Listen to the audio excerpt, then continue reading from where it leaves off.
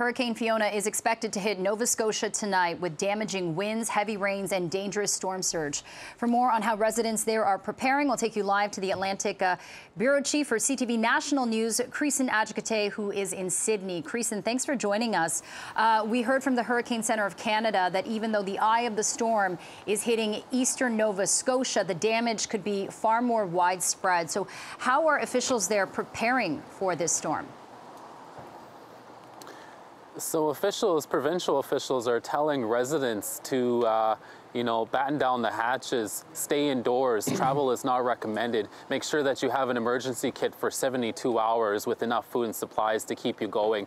They expect mass to widespread power outages in Nova Scotia, PEI, Newfoundland, and New Brunswick. And right here in Cape Breton in Sydney here as well. We were driving around today and Nova Scotia Power was frantically driving around, trimming trees, but there is still a lot of trees that aren't trimmed around some of these power lines here. And they talk about the waves, the height of the waves being an issue, coastal flooding, and as you mentioned, those power outages. We were just showing some B-roll of some empty grocery shelves. Have you been to any stores, gas stations, to assess what the supply situation is like? We have people that are on their way home to some parts of Nova Scotia planning to protect their homes and stock up.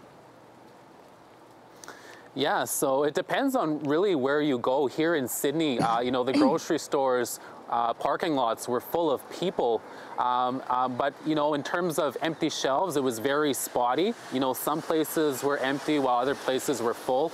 And a lot of the grocery stores had their, crates of supplies ready on hand in case they had to refill the shelves and restock the shelves. I am hearing of empty shelves in Halifax and the surrounding area in terms for flashlights. Generators are also becoming a hot commodity here in Atlantic Canada. A lot of the places like Home Hardware and Rona are saying that, generators are going as fast as they're putting them on the floor. And flashlights, they're running out of flashlights. Okay. And Creason, I noticed that it's raining on you right now. Is this the weather that's coming from Hurricane Fiona?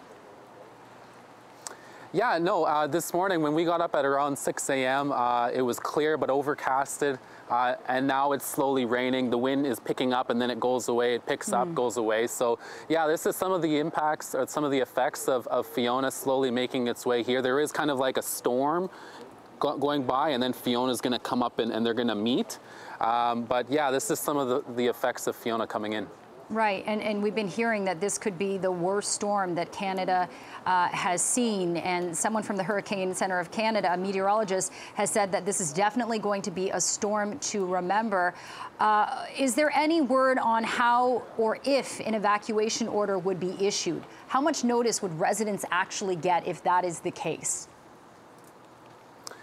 Yes, officials here are calling this storm historic.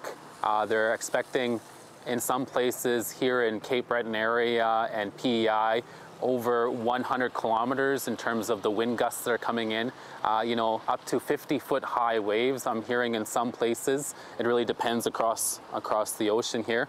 In terms of evacuation, we haven't heard that.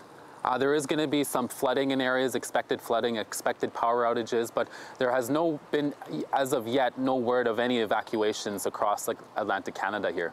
Okay, CTV National News' Atlantic Bureau Chief Creason Adjokate live for us in Sydney, Nova Scotia. Thanks for your time, Creason, and stay safe out there. Thank you, Jen.